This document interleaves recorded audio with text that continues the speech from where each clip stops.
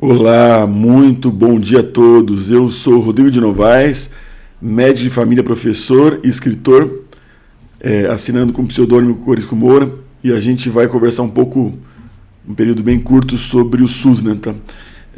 Quando a gente fala do SUS, a gente fala do sistema de saúde, né? O SUS é um sistema de saúde, né? O maior sistema de saúde do mundo. Coisa interessante sobre o SUS, né? E nesse momento a gente tem que distinguir o que é sistema e o que é serviço de saúde, né? O serviço de saúde são ações visando uma assistência à saúde de uma população, tá? Então o serviço de saúde ele engloba esse tipo de definição. Enquanto o sistema é uma organização empenhada em gerenciar os serviços de saúde. Então, por exemplo, o SUS é um sistema de saúde. E os serviços de saúde, por exemplo, são as unidades de saúde, os aparelhos todos, né, os hospitais, o Hospital São Paulo, por aí vai, né? Então, antes do SUS, né, a gente não vai adentrar longamente no assunto, mas existiram as caixas de pensão, existiam as santas casas, a pessoa já ouviu falar bastante, né, que esse papel assistencialista, né, as santas casas em toda a América Latina são inclusive descritas, né, por Gabriel Garcia Marques,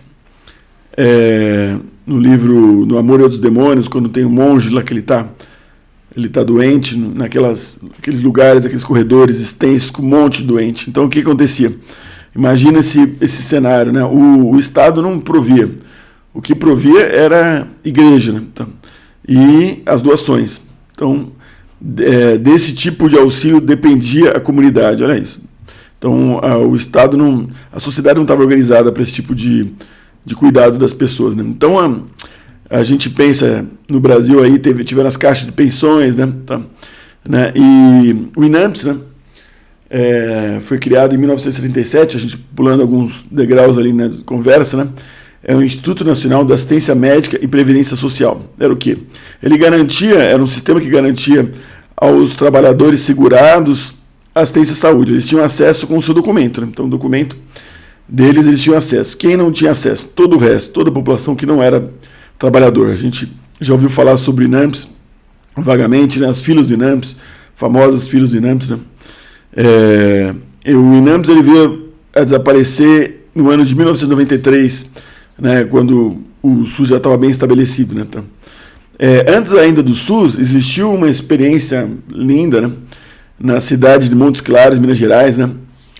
Tocada por sanitaristas visionários, né, que eles fizeram o quê? Eles tentaram reorganizar o sistema de saúde de Montes Claros, a cidadezinha do norte de Minas, né, baseado no quê? Baseado em dois princípios, a integralidade, né, que a gente tem hoje no SUS, né, e o foco na prevenção, algo que a gente tem no SUS também muito na atenção primária, né. Aí a gente lembra que logo depois da ditadura, depois desse período de trevas, né, período que ameaça constantemente a democracia das repúblicas sul-americanas, latino-americanas, de uma forma geral. Vários grupos populares, grupos sociais, todas as camadas sociais, elas se reuniram, né, para estar desenvolvendo a Constituinte de 1988. Né? Então, entre esses grupos populares, grupos sociais, se encontravam, né, sanitaristas com visões utópicas de esquerda que voltaram ao poder finalmente, né?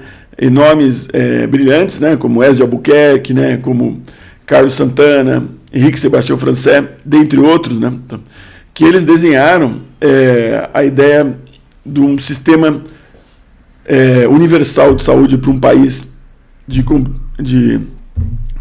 dimensões continentais como o Brasil, né?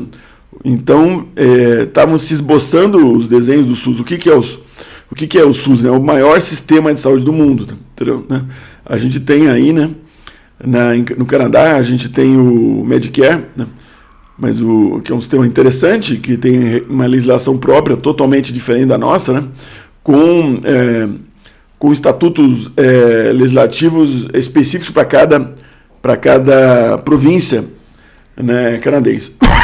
E a gente tem Medicaid nos Estados Unidos, e serviços que são voltados para uma minoria, né? Serviços que tiveram recursos drasticamente reduzidos, né? E a amplitude drasticamente limitada, por exemplo, com o governo Trump, essas políticas de direita no sentido de transformar o Estado, né, num Estado mínimo, né? Então, na contramão da ideia da universalidade, né?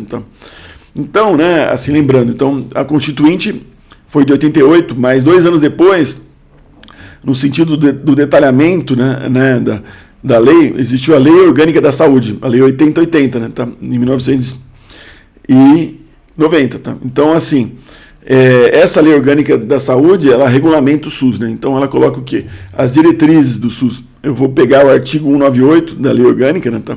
Especificamente aquele artigo, não outros documentos posteriores, né, que vai falar das diretrizes que são descentralização, atendimento integral, tá? Participação da comunidade, né, tá? E os princípios, quais seriam? A universalização, tá? A integralidade, né? Então, universalidade, assistir a todos. Integralidade, ver a pessoa como um todo, né? É isso que é feito, que o SUS se encarrega desse tipo de ação, né? Tá? Entre outras coisas, a preservação da autonomia, tá? Autonomia, direito da pessoa, o que ela quer, né? Tá? A igualdade da assistência, tá bom? O direito à informação, tá? É um dos princípios do SUS documentados na lei, no artigo 198, tá? Né? A utilização da epidemiologia para definição de prioridades também, tá? Né?